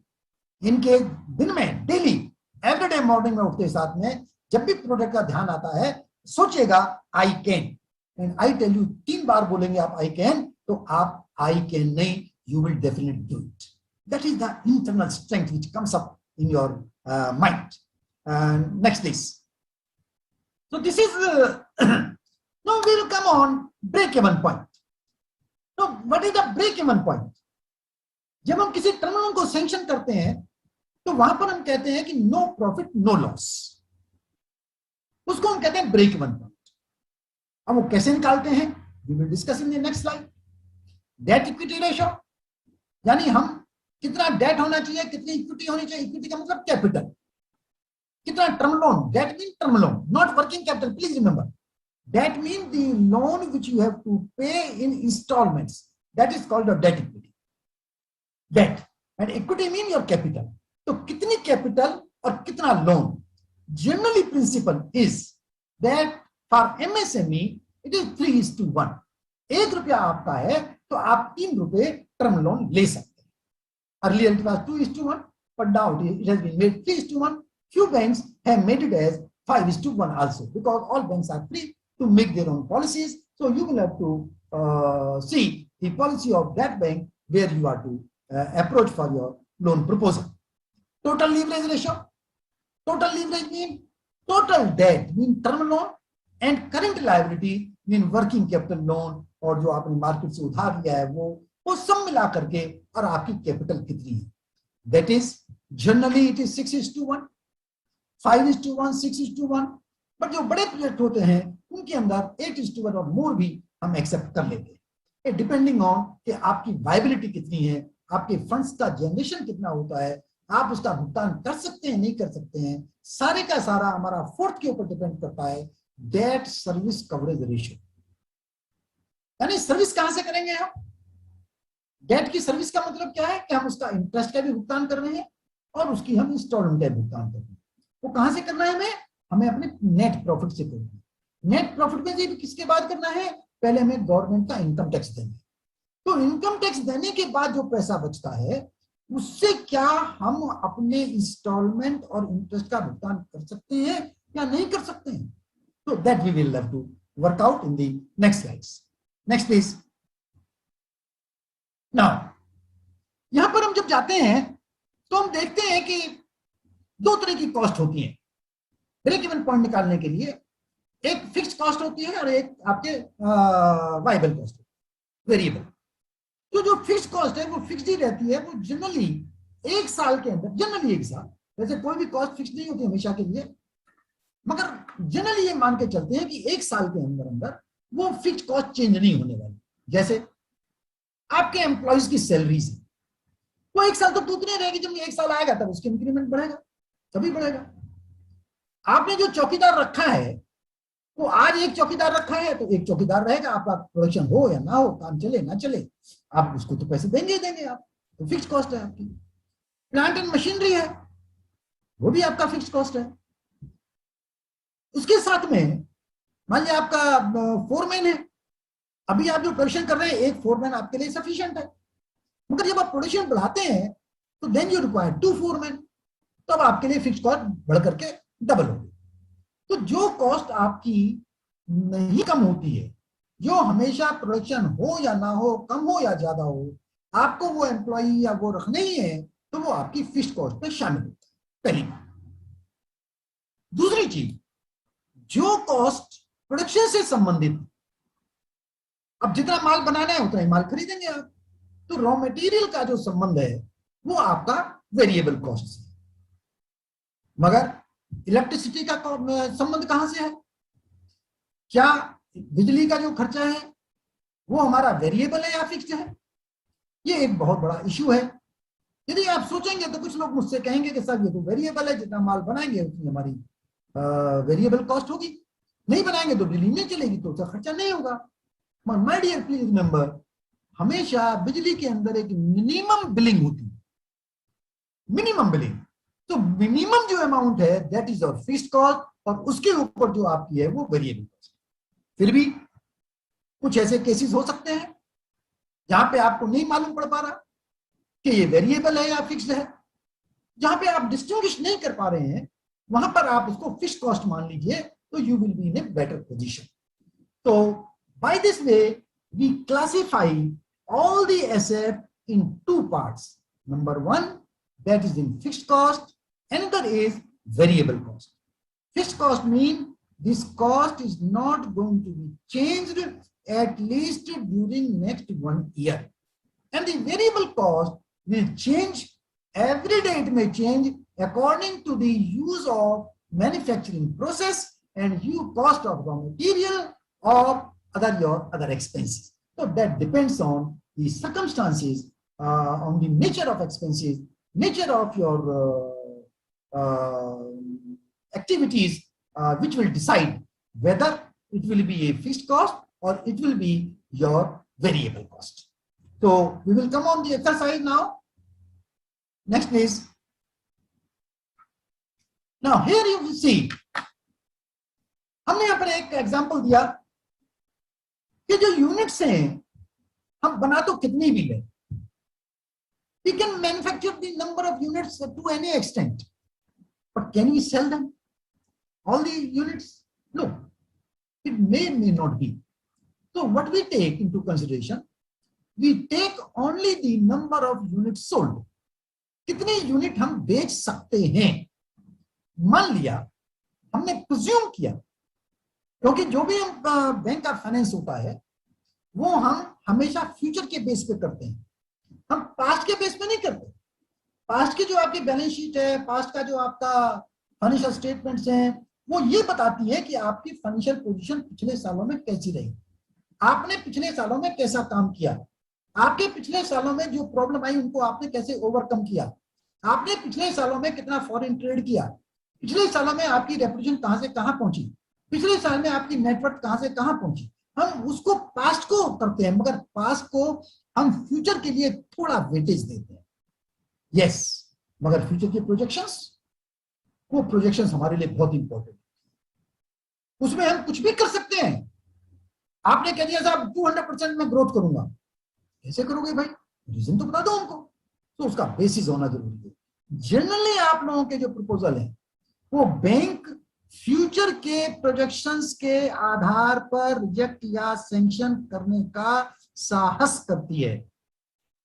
सैंक्शन भी इसी बात का साहस होता है और रिजेक्शन भी इसी बात का साहस होता है कि yes they are satisfied with the projection और they are not satisfied with the projection. तो इसके ऊपर आपको बहुत माइन्यूटली सोचना चाहिए जब आप प्रोजेक्ट रखते हैं, जिसके अंदर आपको कॉन्फिडेंट होना चाहिए कि yes how I will sell my product and why the other people will purchase my product. हमने यहां पे लिखा number of unit sold, 100 unit sold कर दी हमने, 10 रुपए की एक यूनिट है, उसकी कॉस्ट टोटल हमारे पास कितनी आई, सेल प्राइस 1000 रुपए, वेरिएबल कॉस्ट थी उसमें 600 रुपए, जिसे मटेरियल थी, लेबर थी और जो चांसेस थे वो सब उसके अंदर लगे हुए थे, मैन्युफैक्चरिंग प्रोसेस वगैरह था। तो हमारे पास का जो है, अब हमारे पास जो वेरिएबल कॉस्ट 600 रुपए थी, तो 400 रुपए जो बचे, 1000 में मिला वहां से बेचने के बाद, और हमें जो मिले वो 400 रुपए हमारे पास बच गए।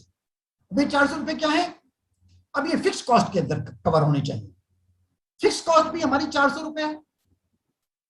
अब 400 रुपए भी फिक्स कॉस्ट है तो हमारे पास प्रॉफिट क्या हुआ, 0।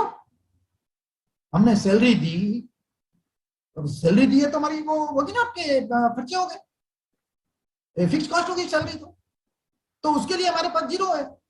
तो यहां पर आपने देखा कि यदि मैं 100 यूनिट बेचता हूं तो मुझे कोई भी ना लॉस होता है ना मुझे प्रॉफिट होता है। जहां पर ना लॉस हो ना प्रॉफिट हो, उस परसेंटेज को हम कहते हैं ब्रेक इवन पॉइंट। मान लिया इसकी जो प्रोडक्शन कैपेसिटी है वो 300 यूनिट्स की है, तो यहां पर आपने 100 यूनिट बनाई, तो 1/3 आप कह सकते हैं ओवरऑल कि 33% के ऊपर हमारा जो पॉइंट आता है वो ब्रेक इवन पॉइंट 33.13 पे आता है, जिससे कि लगता है कि हमें नो प्रॉफिट नो लॉस होगा। यदि हम 33.1% से ऊपर चले जाते हैं, 33.1/3 के ऊपर चले जाते हैं, 1/3 के ऊपर चले जाते हैं, मान लिया हमने सेल्स को इंक्रीज कर दिया बाय 20%, तो क्या होगा, हमारे जो नंबर यूनिट्स हैं वो 120 हो गए, यानी 40% हमारी ये हो गई। अमाउंट ऑफ सेल्स 1200 रुपए हो गई, वेरिएबल कॉस्ट हमारी कंसिक्वेंटली उसी हिसाब से बढ़ गई, यहाँ 6 रुपए पर यूनिट थी, यहाँ पर भी 6 रुपए पर यूनिट है, 720 रुपए हो गई। मगर जो हमारा फिक्स कॉस्ट है वो उतनी ही रहेगी, क्योंकि हमने कहा साल भर के अंदर वो नहीं बढ़ने वाली है, तो वो 400 रुपये रहेगी। तो 720 में से जब 420 रुपए चले गए तो कंट्रीब्यूशन जो हमारा बचा वो 480 रुपए, और 480 में 400 रुपए चले गए तो हमारे पास बचा 80 रुपए। This is your 80 rupees is your net profit.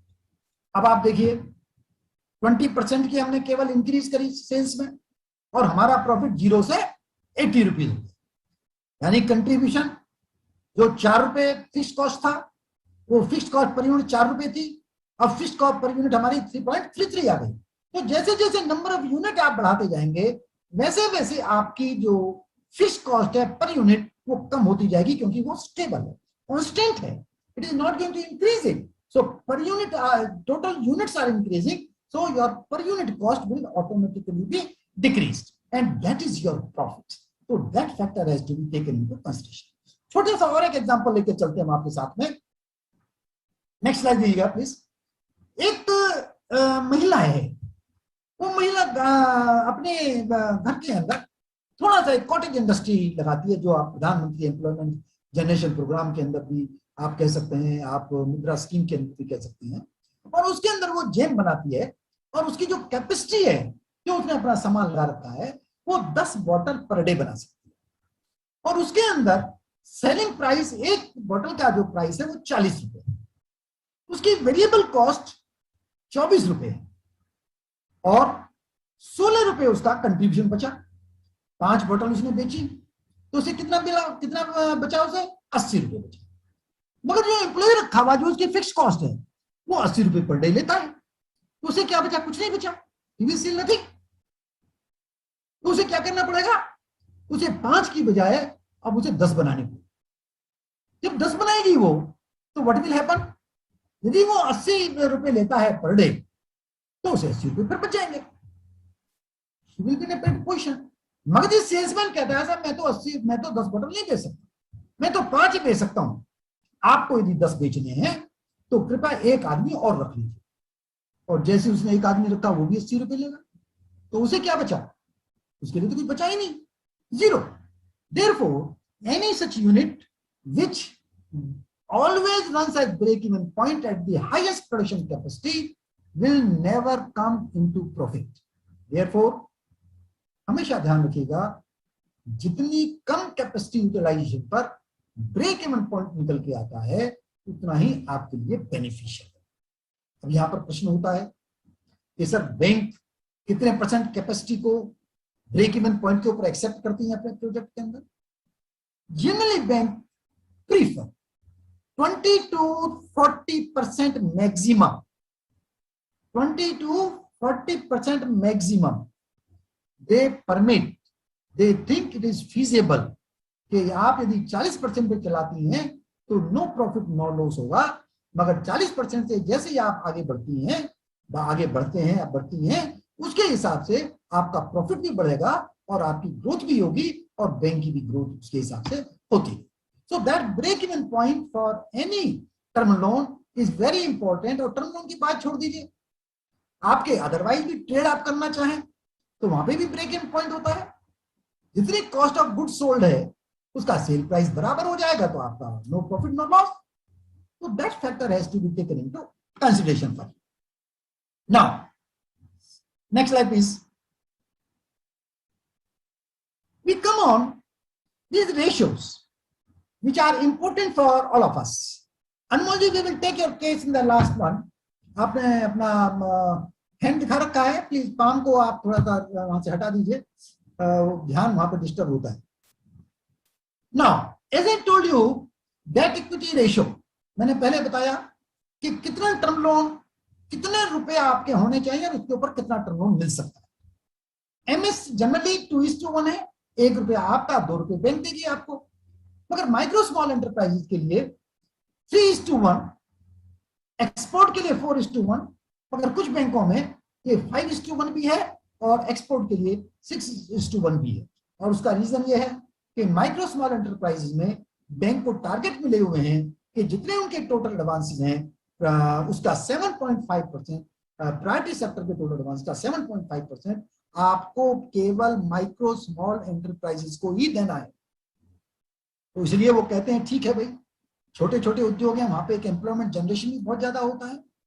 And for your information I can tell you, 1 lakh रुपए माइक्रो स्मॉल एंटरप्राइज में लगाने पर करीब करीब 5.3 लोगों को एम्प्लॉयमेंट जनरेट होता है देश के अंदर।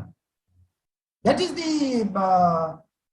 The beauty of this micro small enterprises. And why the government of India is focusing on micro and small enterprises? Because they are not only product oriented, but they are supplier to the large manufacturer also, and they are the major employment generator. So here, that is about your debt equity ratio, that your 3:1 for MSE, and export it is 4:1 and 6:1 even there. Total leverage की जो standard ratio है, as I told you, it is 5:1, and जहां पर total assets and total liabilities आती हैं, 1 रुपया यदि आपके पास है तो टोटल लायबिलिटीज, आउटसाइड लायबिलिटीज हम कह सकते हैं, total outside liabilities including term loan, your current liabilities, your उधार जो ले रखा है, बैंक से जो ले रखा है, जो 1 साल के अंदर में भुगतान करना है, या जो टर्म लोन है जो आपको सालों में भुगतान करना है, उस सबका जो टोटल अमाउंट है वो आपकी कैपिटल से 5 गुना और या 6 गुना या इससे ज्यादा भी हो सकता है यदि आपका प्रोजेक्ट इंफ्रास्ट्रक्चर से संबंधित है। अगर आप लोगों के केस में कोई इंफ्रास्ट्रक्चर का केस होता नहीं है, मगर वो माइक्रो स्मॉल का होता है, तो that is 5 times that is permissible for this purpose. So ये रेशियो आपको अपने प्रोजेक्ट रिपोर्ट में जब आप बनाएं, इन बातों का ध्यान रखें। मगर ध्यान रखिएगा, मोर लोन यू टेक, 5 तो मिल तो जाएंगे आपको, कहां से पे करेंगे, that is it point. We will come on this point in the next slide. So next please, debt service coverage ratio.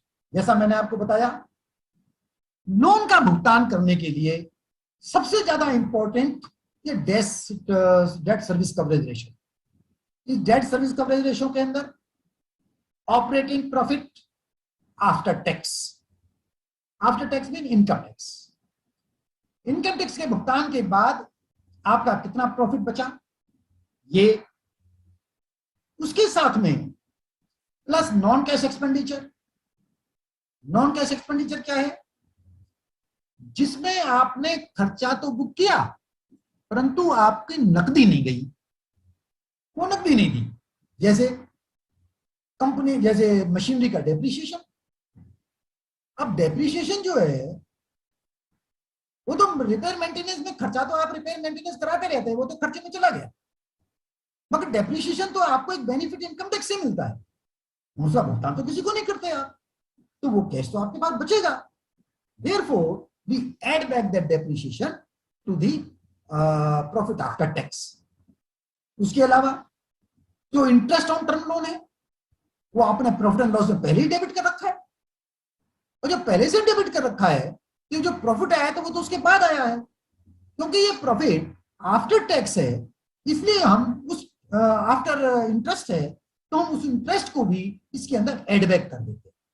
अब हमारे पास क्या अवेलेबल हो गया, एक तो प्रॉफिट हमारे पास हो गया नंबर 1, नंबर 2 डेप्रिसिएशन जिसका हमने पेमेंट नहीं किया ना हमें करना है कभी, वो हमारे पास बचा हुआ है, नंबर 3 जो हमने इंटरेस्ट टर्म लोन के ऊपर दिया है, अभी हम ये निकाल रहे हैं कि इंटरेस्ट भुगतान कर सकते हैं नहीं कर सकते, वो तो हमने कर ही दिया है, वो तो हमने लिखा हुआ है उसके अंदर कि भुगतान करना है।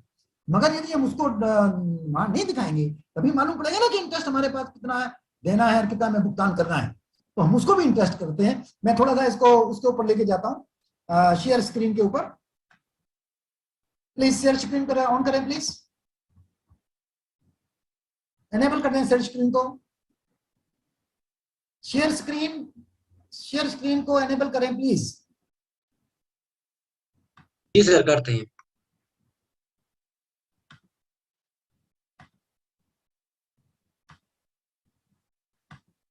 Yes sir, you can share now. Now, here what we can see,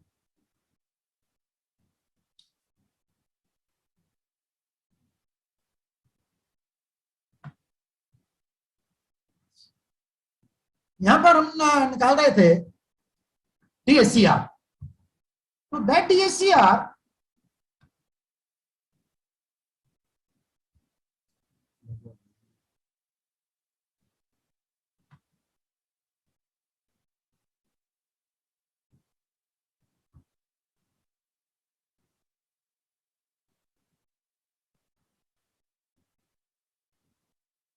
DSCR, is it visible to all?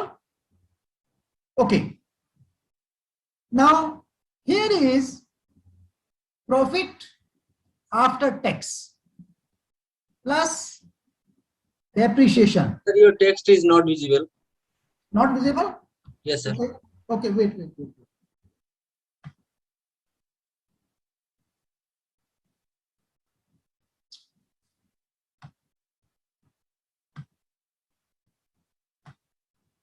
Now is it visible?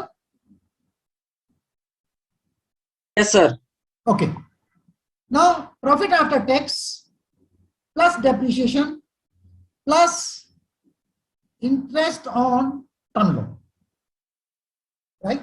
हम यहां पर देख लेते हैं थोड़ा सा, हमारा ग्रॉस प्रॉफिट मान लिया 1000 रुपीज हुआ, उसमें हमारे और बाकी जो खर्चे हैं वो 500 रुपए के हुए, साथ में हमारा डेप्रिसिएशन 50 रुपए का हुआ और इंटरेस्ट ऑन लोन हमारा मान लिया 70 रुपए का हो, तो अब नेट प्रॉफिट जो हमारा होगा वो होगा 1000 माइनस माइनस एंड माइनस, तो 5 6 620 mean 6 3 9 380.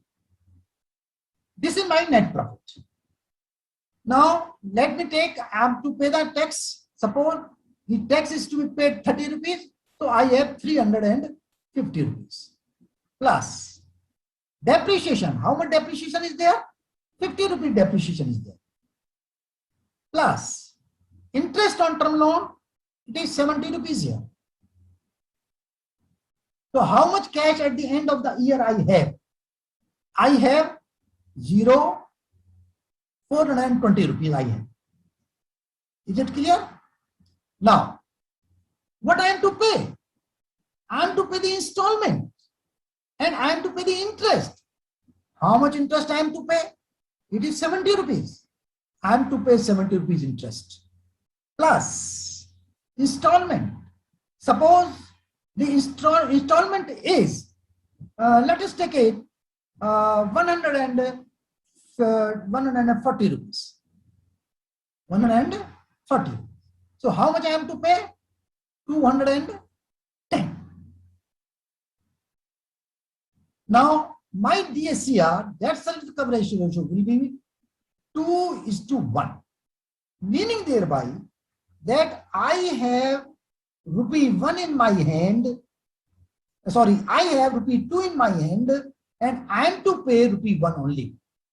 It means I have twice of the amount which I am to pay to the bank as a interest and installment.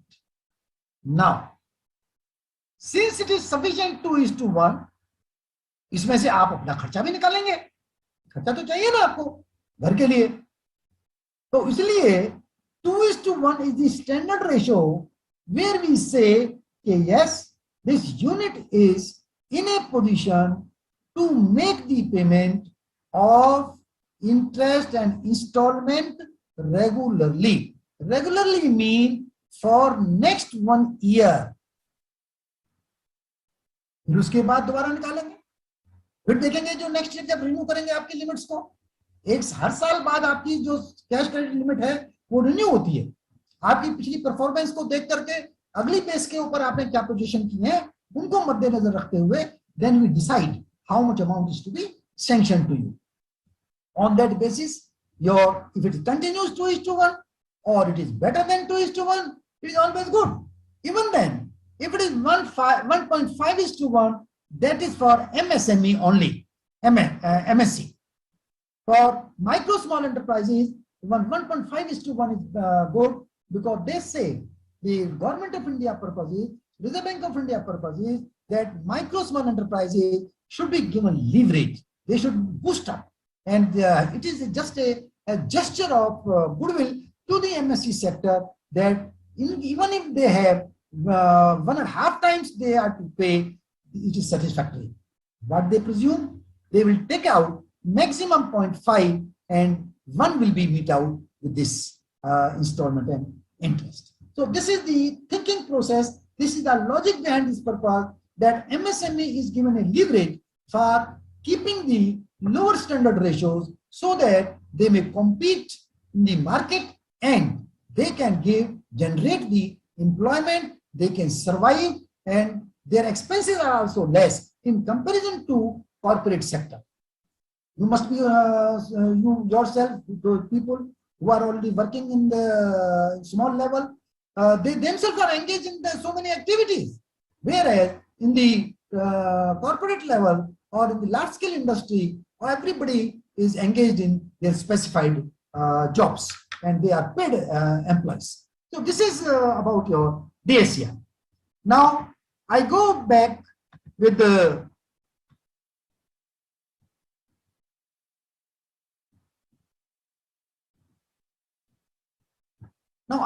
your working capital. Now this working capital, the term loan we have discussed with you, how it is to be paid, what is to be maintained. If there is any question, so we will ask in the later stage, then we will take up the matter. Now here in working capital, As I told you, start with cash, then sales order to supplier. आप उनको order देते हैं, वहां से आपके पास stock आ जाता है, जो डीलर है, ट्रेडर है, उसके पास ये आ जाता है, जो मैन्युफैक्चरर है, इंडस्ट्री वाला है, वो गुड्स प्रोड्यूस करता है, सर्विसेज प्रोड्यूस करता है, उसके बाद वो डिलीवरी ऑफ द गुड्स करता है।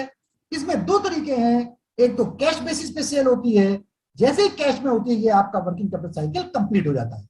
मगर उधार भी बेचना पड़ता है, जब उधार बेचते हैं तो रिसीवेबल क्रिएट होते हैं, रिसीवेबल के बाद उनको कलेक्ट करना होता है, वहां से भुगतान लाना होता है, जाकर के लाना होता है। अपने आप दे जाए तो बहुत अच्छा है, नहीं तो जाना भी पड़ता है, उसके खर्चे भी होते हैं, वो भी खर्चों में जाते हैं। और उसके बाद जब वो कैश आ जाता है तो आपका कैश में कन्वर्ट हो जाता है। Ultimately cash, it starts with cash and it ends with cash. So this is the working capital cycle and this working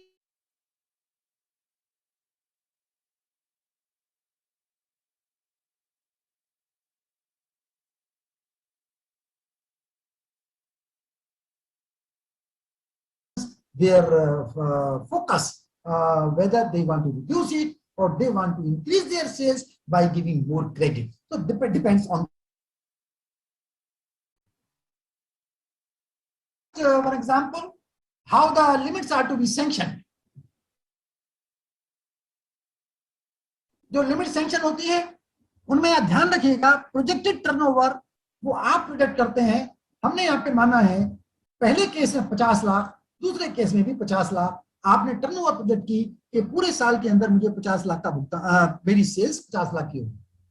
मगर बैंक ने कहा नो, हम जो भी आपने फैक्ट्स दिए हैं और जो हमारी स्टडी कहती है, जो हमारा अनुभव कहता है, हम इसको 40 लाख मानते हैं, 50।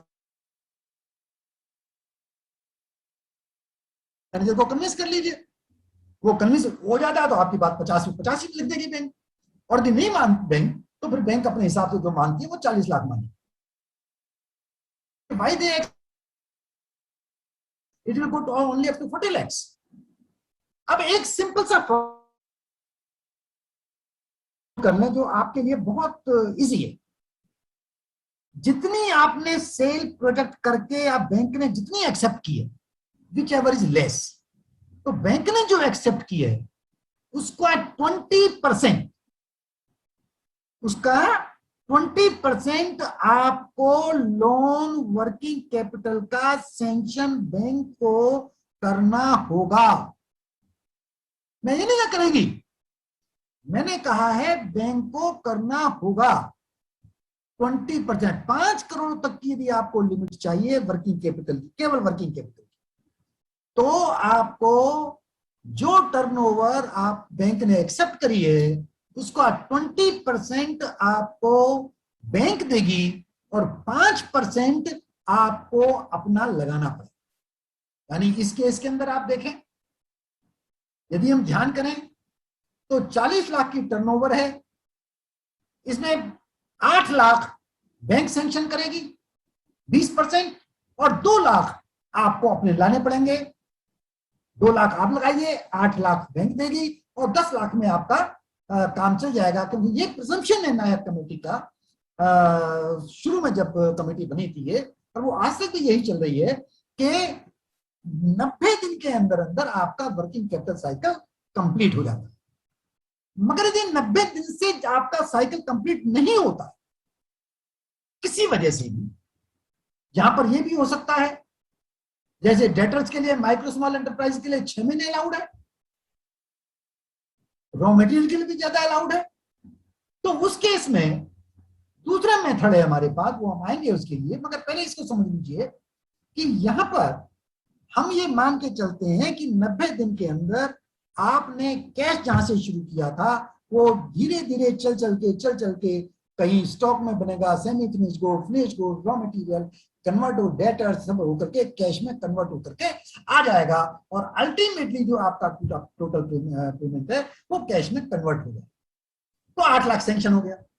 अब यदि आपके पास पैसा ज्यादा है, बॉरोवर कहता है कि मैं 2 लाख या 3 लाख है, मेरी बैलेंस शीट बता देगी current assets minus current liabilities, जितने करंट एसेट्स हैं उनमें करंट लायबिलिटीज कम कर दीजिए, तो जो आपके फंड्स बचते हैं उसको हम कहते हैं नेट वर्किंग कैपिटल। तो नेट वर्किंग कैपिटल मान लिया 3 लाख रुपए है और रिक्वायरमेंट कितनी थी आपकी 10 लाख, तो बैंक कितना देगी, 7 लाख या 8 लाख? 7 लाख देगी ना, 8 लाख तो नहीं देगी। तो कम जरूरत है तो कम देगी 7 लाख रुपए आपको। ये तो ये हो गया। मगर यदि आपके पास 3 लाख नहीं है और current assets minus current liabilities वो आपकी 1,80,000 है, 1,80,000, तो क्या होगा, आपको 20,000 रुपए और लाने पड़ेंगे, वो आपको अरेंज करने पड़ेंगे। और यदि नहीं कर सकते हैं, मान लिया सर मेरे पास तो नहीं है, मैं तो नहीं कर सकता कहीं से, अब बाहर से तो मैं लोन लूंगा नहीं, क्योंकि लोन तो फिर आपसे लिया उनसे लिया, बात तो एक ही है, मेरे पास पैसे हैं नहीं। तो फिर बैंक क्या करेगी कि जितना आपके पास वर्किंग कैपिटल का मार्जिन है, 1,80,000 आपके पास है, तो उसका 4 गुना, 4 टाइम्स, यानी 7,20,000 रुपए की लिमिट आपको सैंक्शन कर।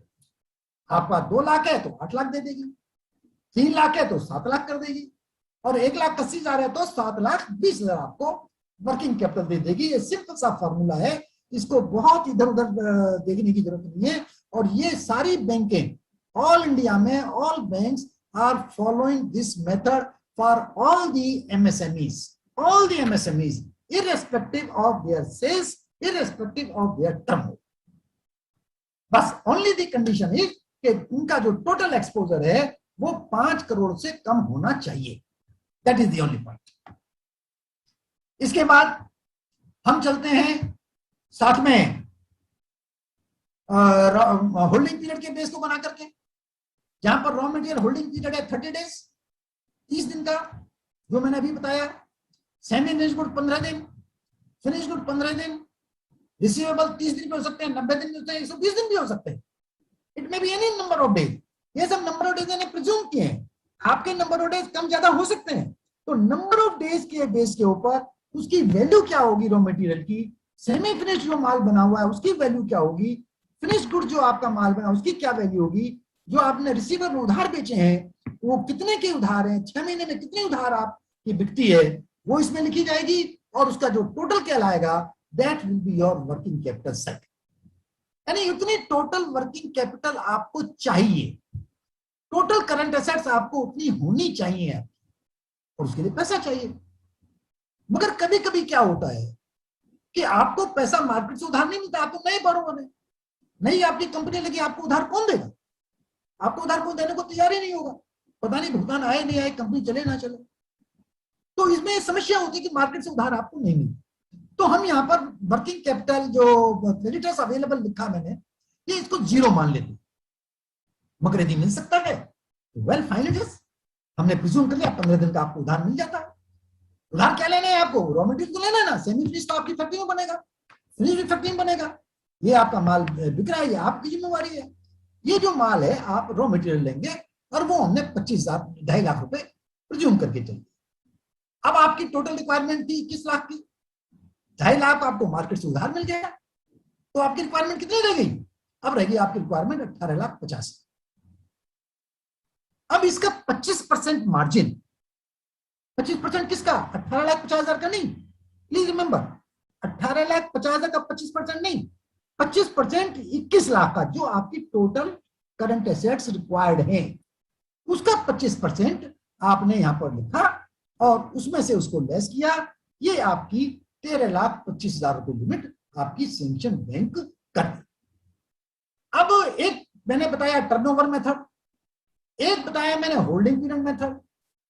हर बोरोवर का, चाहे वो एमएसएमई है, चाहे वो लार्ज है, चाहे जो भी है, हम दोनों तरीकों से उनकी रिक्वायरमेंट निकालते हैं, और दोनों की रिक्वायरमेंट निकालने के बाद जिसमें ज्यादा रिक्वायरमेंट जिनमें ज्यादा एलिजिबिलिटी बन जाती है कस्टमर की, बोरोवर की, जिसमें उसको ज्यादा पैसे मिल सकते हैं, बैंक को गाइडलाइन है कि वो वही मेथडोलॉजी उसके लिए अडॉप्ट करें।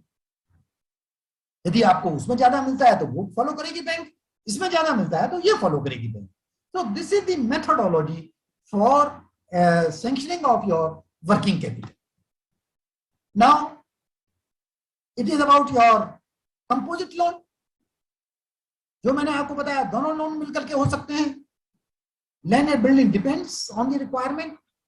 ये presume कि वो आपने लीज पे ली हुई है, रेंट पे ली हुई है, छोटा काम है, जगह आपके पास है नहीं, तो जगह कहाँ से लाएं आप? कहीं शहर में चले जाइए, कहीं चले जाइए, करोड़ में जमीन मिलती है, इतने पैसे आपके पास है तो आप वैसे बिजनेस कर लेंगे, आपको जरूरत क्या है बैंक की।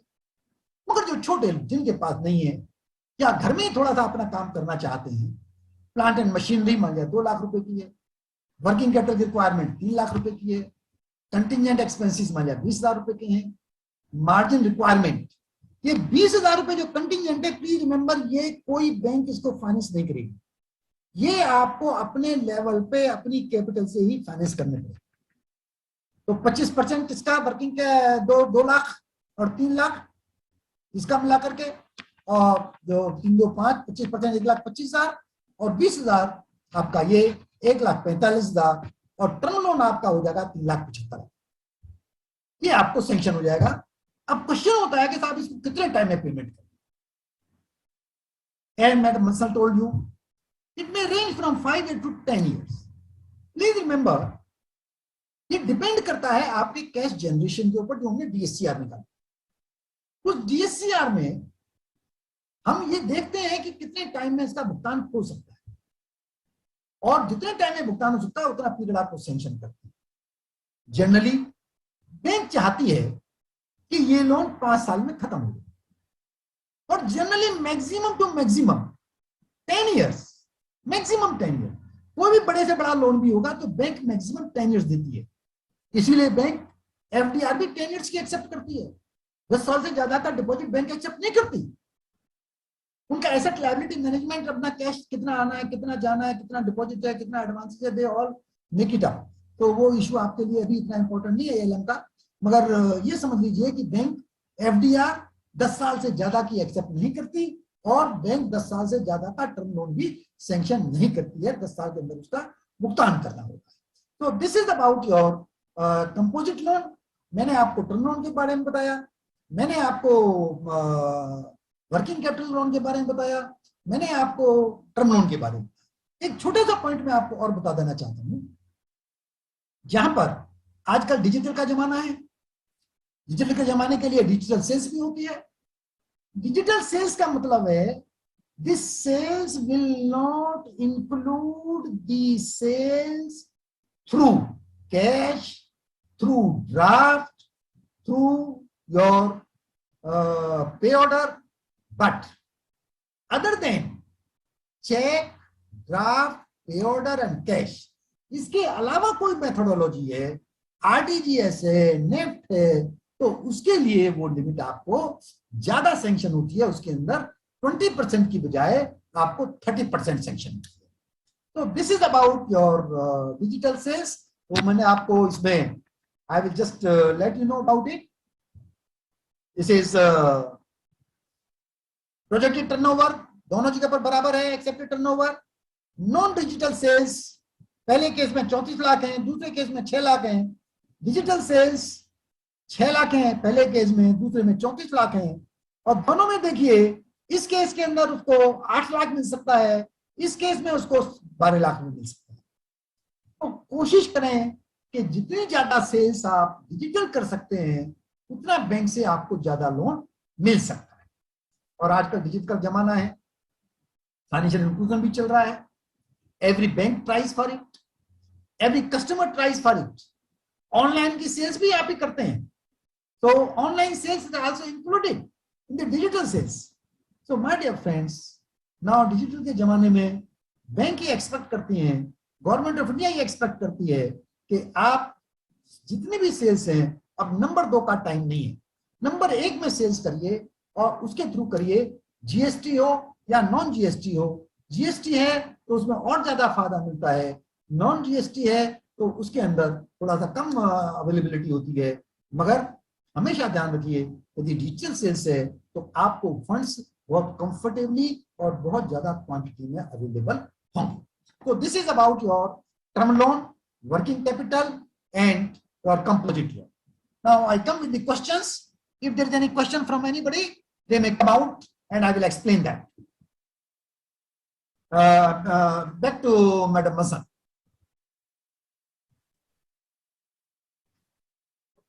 Thank you sir for the wonderful sessions. जितने भी लोगों को आई थिंक शिकायत थी कि बैंक से हमारे फंड्स या लोन सैंक्शन नहीं होते, उनको उनका जवाब मिल गया होगा कि कहीं ना कहीं हमारी अप्रोच ही कहीं ना कहीं कुछ गलत रहती है, इसीलिए लोन सैंक्शन नहीं होते। बैंक तो बैठा ही आपको लोन देने के लिए है बिजनेस के लिए, बट कहीं ना कहीं हमारी तरफ से ही कुछ कमी रह जाती है, चाहे वो डॉक्यूमेंटेशन में हो, चाहे अप्रोच में हो, चाहे कंप्लायंसेस में हो, जिनके कारण से हमारा लोन सैंक्शन नहीं हो पाता। बहुत सारे व्यूअर्स के मन में बहुत सारे सवाल है। आई थिंक आप जितने भी लोग हमारे एक्सपर्ट से अपने बैंक फंडिंग से सैंक्शन से सवाल लेना चाहते हो, आप डायरेक्टली जूम के थ्रू एक एक कर हमारे एक्सपर्ट से जुड़ के अपना क्वेश्चन ले सकते हैं। हम ये नहीं कहते कि हम एंटरप्रेन्योर बनाते हैं, बट एंटरप्रेन्योरियल जर्नी में हम पूरा साथ निभाते हैं। समाधान लेके आ रहा है बिजनेस पाठशाला, जो कि रोज लगेगी मंडे टू फ्राइडे हमारे यूट्यूब चैनल बिजनेस पाठशाला पे। आप ज्वाइन करिए, और अगर आप नए एंटरप्रेन्योर हैं या आप एग्जिस्टिंग एंटरप्रेन्योर हैं तो आप अपने क्वेश्चंस भी रेज कर सकते हैं और पाएंगे जवाब हमारे एक्सपर्ट द्वारा। तो ज्वाइन करिए आज ही बिजनेस पाठशाला। आपके हर बिजनेस के लिए सब्सिडीज एंड स्कीम्स गवर्नमेंट के पास हैं। चाहे आपका बिजनेस छोटा हो या बड़ा, तो कितनी सब्सिडी आप उठा सकते हैं या फिर कौन सी गवर्नमेंट स्कीम का फायदा उठा सकते हैं आप, हम बताएंगे आपको बिजनेस पाठशाला में। तो नीचे दिए गए लिंक पर क्लिक करके अपने आप को रजिस्टर करें।